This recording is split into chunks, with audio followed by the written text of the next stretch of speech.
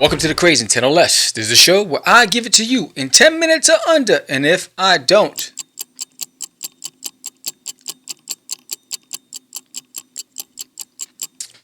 you know how it goes.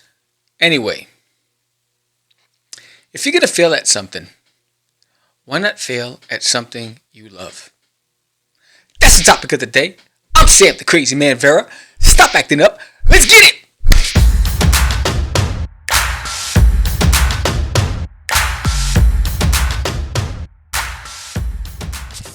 All right, so here's another topic for you. I'm back, baby. So, I was watching a video, an acceptance speech by Jim Carrey.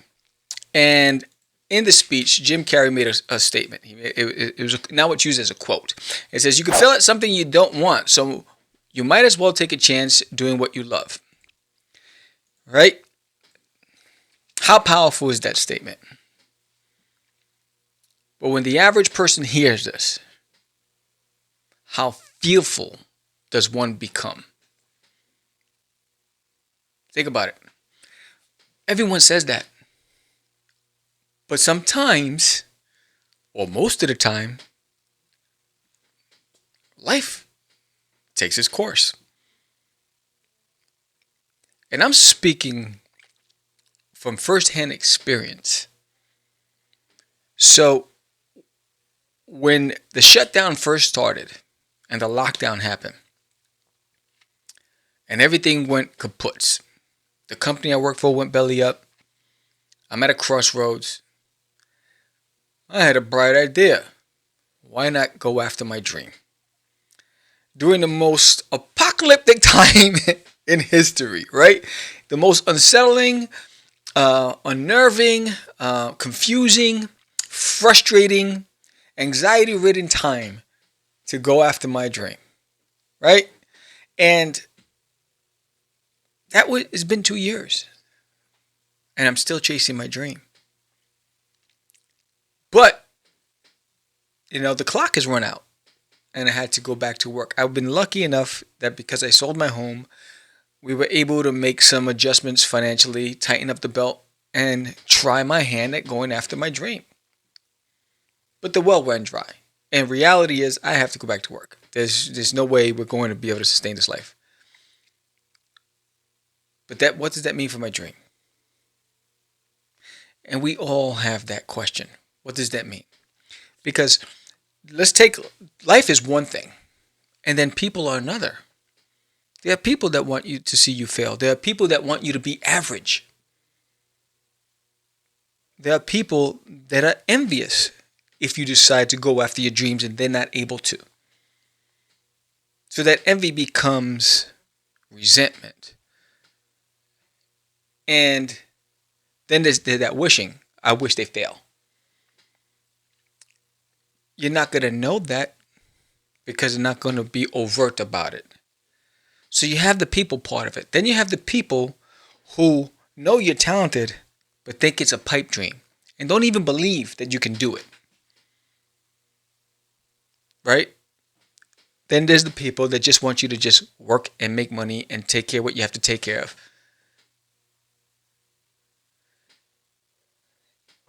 And that's the pressure that you have to deal with day in and day out.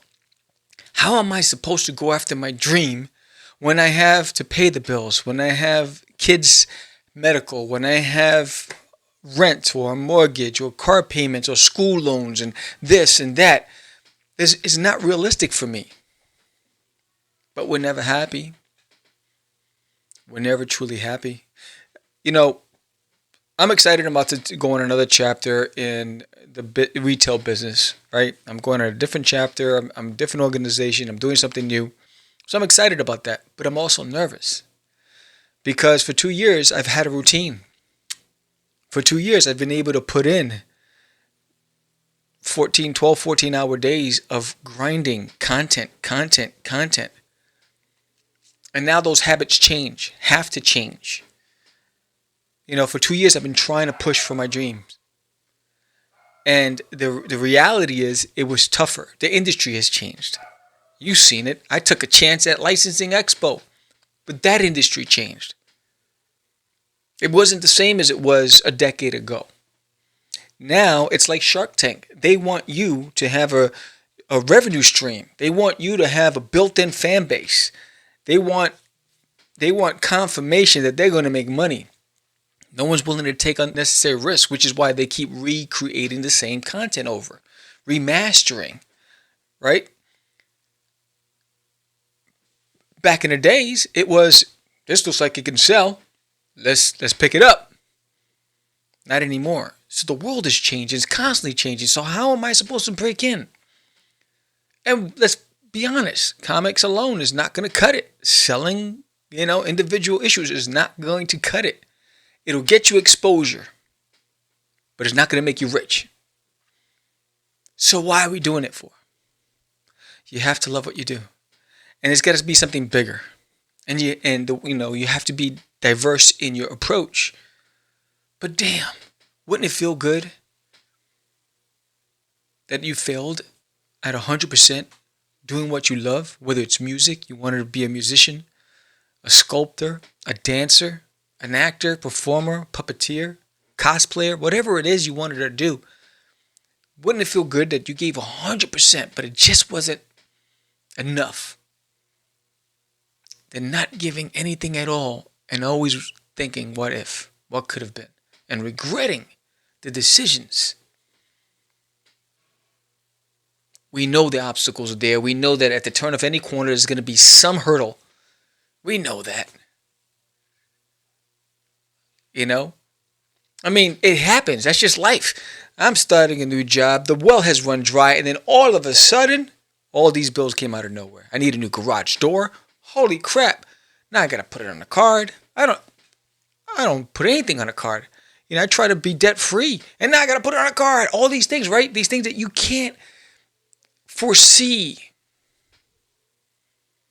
Then you're like, this is a pipe dream. I'm about to go and spend $300 to print 75 copies of a book, but I got to pay the light bill.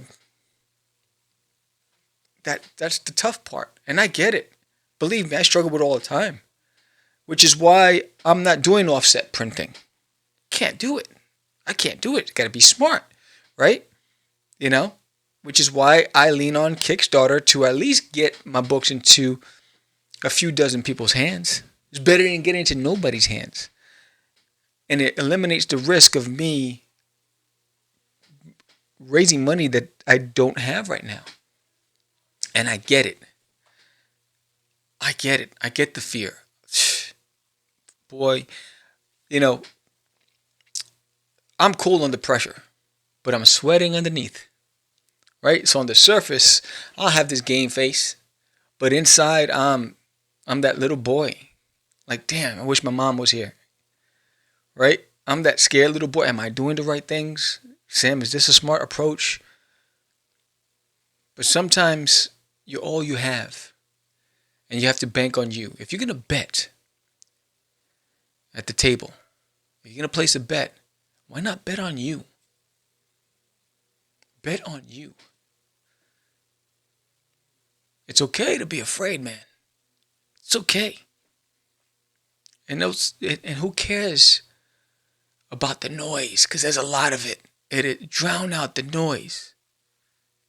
Feel like doing something you love. Doesn't mean you have to 100% give up the income, because that would just be crazy. Because look, me, today is my first official day of my new job, which means is a lot of things are going to change for the podcast. A lot of things are going to change. I won't be able to do 5 pages a week for my comic, maybe 2 pages now. There's a lot of things that's going to change, and I have to figure out a routine and a rhythm.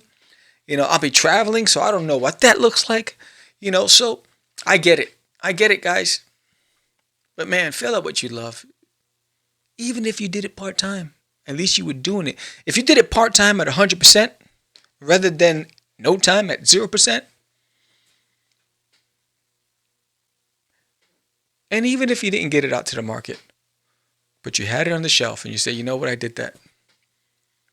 And you can show your kids and say, Daddy or Mommy started something and finished something, and there it is. I gave it 100%.